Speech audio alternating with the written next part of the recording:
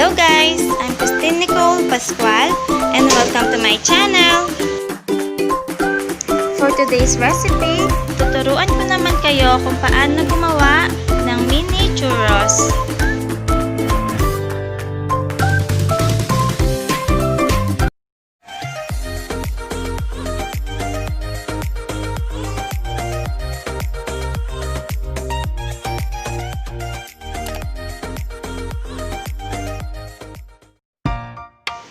Sa isang kawali, maglagay ng 1 cup ng tubig.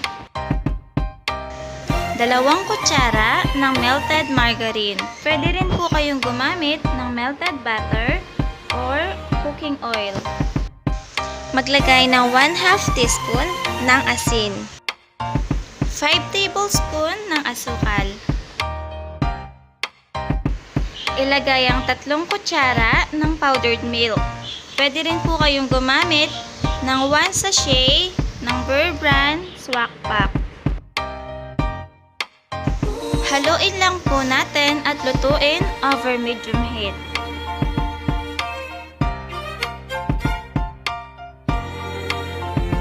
Kapag kumulo na, pwede na nating patayin ang apoy.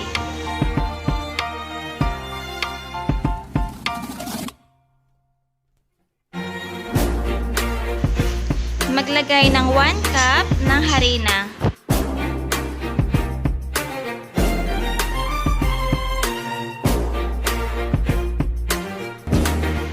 Kung bago ka pa lang sa aking channel, please huwag mong kakalimutan na mag-subscribe at pindutin ng bell para ma-notify po kayo every time na may bago tayong mga recipe. Kung sa tingin nyo ay malagkit pa ang mixture, pwede po kayo magdagdag ng konting harina. Kapag smooth na ang ating mixture, pwede na natin ilagay ang isang itlog.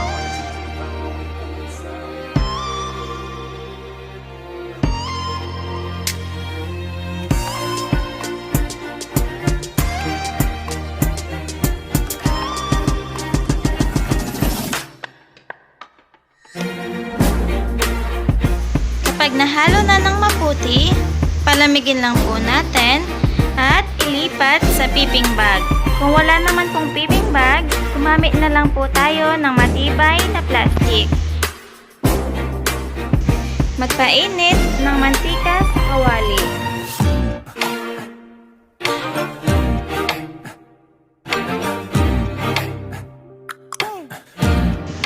Yung gagamitin po nating nozzle or tip ay mas maliit compare po sa ginagamit na pang-churros.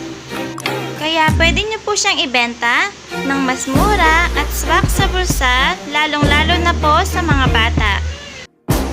Depende po sa inyo kung gaano kahaba ang gusto nyong gawin sa churros. Mamaya guys ay papakita ko naman sa inyo yung costing ng ating churros para magkaroon po kayo ng idea kung magkano nyo siya pwedeng ibenta. Kapag golden brown na ang ating churros, tanggalin na po natin sa kawali at ilagay sa strainer para matanggal ang sobrang mantika.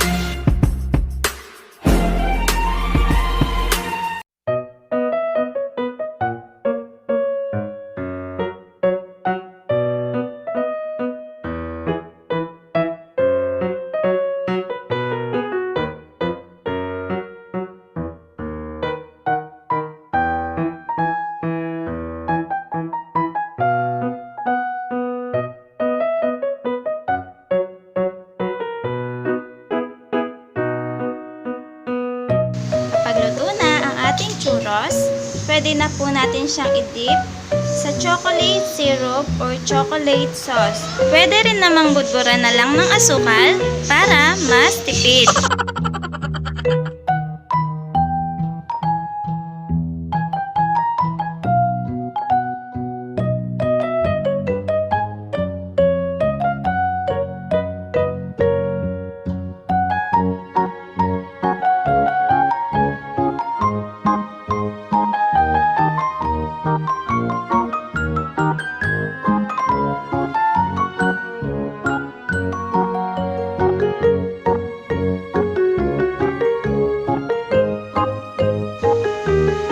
nagustuhan niyo po itong video na to, huwag niyong kakalimutan na mag-like,